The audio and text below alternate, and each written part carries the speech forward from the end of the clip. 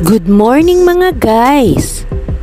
Ito yung bagong parking lot dito sa gilid ng Tansu train station sa tabi ng Catholic Church dito sa Tansi, sa tapat ng Chonghua Telecom at Post Office mga guys.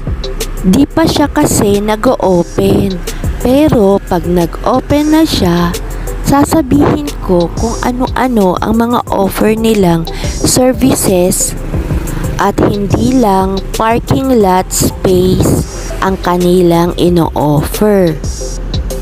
Kasi sobrang laki nito mga guys, hanggang pang-5 palapag.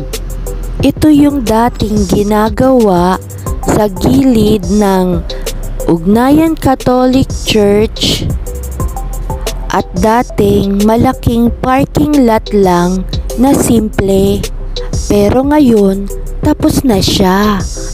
Ang ganda-ganda at sobrang laki. Hindi na mahihirapang mag-parking ang mga tao sa mga pupunta dito sa Catholic Church